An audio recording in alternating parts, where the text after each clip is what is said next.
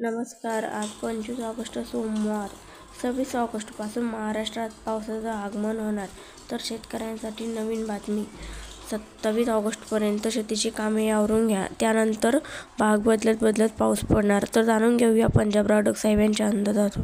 नमस्कार, मी पंजाब डॉग. 25, 26, 27 पर्यंत तुम्ही काय करा, आणखीन 4 दिवसामध्ये शेतीचे कामे करून घ्या. पण तोपर्यंत काय होणार आहे, राज्यात ह्या 4 दिवस चांगलं सूर्यदर्शन राहणार आहे. थोडं वारं सुटर पण हे अंदाज लक्षात येतात.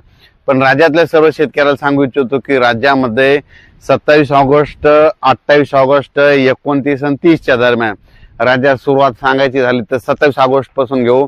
27 ऑगस्ट मध्ये सांगायचं झालं तर पूर्व विदर्भाकडून पावसाला सुरुवात होणार आहे. म्हणजे तो पाऊस काय होणार आहे, नागपूर, वर्धा, भंडारा, गोंदिया, चंद्रपूर, यवतमाळ, अमरावती, अकोला, बुलढाणा, वाशिम, हिंगोली, नांदेड ह्यापर्यंत काय होणार, 27 तारखेला तिथपर्यंत तो पाऊस सुरुवात होणार आहे. त्याच्यानंतर 27 तारखेला काय होणार, तो पाऊस परत थोडा काही भागात मराठवाड्यामध्ये देखील येणार आहे, म्हणून हा अंदाज लक्षात.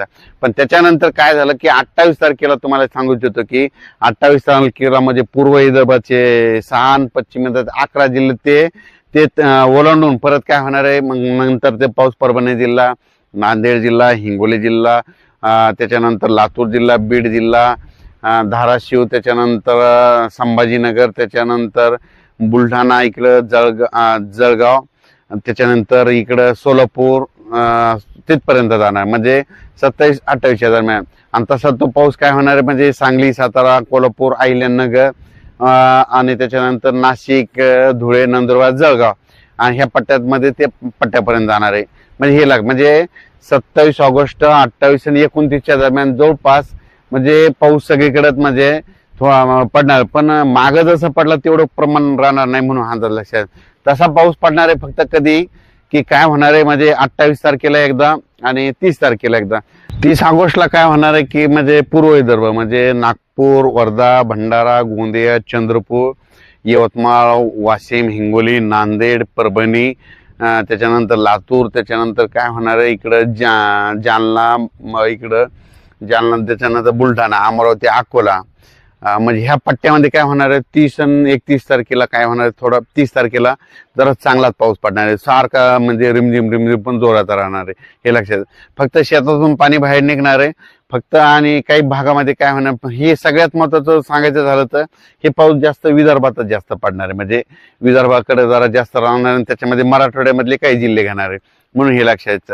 पण 27-28 तारखेला तुम्हाला एक सांगू इच्छितो की 27, 28, 29चा पाऊस काय होणार आहे, म्हणजे सोलापूर जिल्हा, इकडं लातूर, धाराशिव, इकडं त्याच्यानंतर सांगली, सातारा, सोलापूर, कोल्हापूर, त्याच्यानंतर अहिल्यानगर ह्या भागामध्ये तिकडे जाणार आहे, म्हणून हे लक्षात.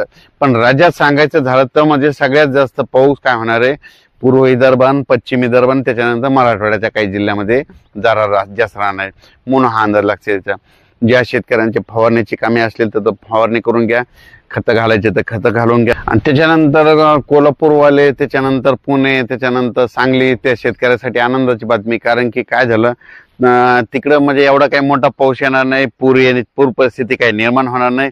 त्याच्यामुळे पुणेकरांनी, कोल्हापूर, सांगली, साताराकडल्या शेतकऱ्यांनी काही चिंता करायची गरज नाही. कारण की तुम्हाला सांगितलं तर एवढा काही पाऊस नाही.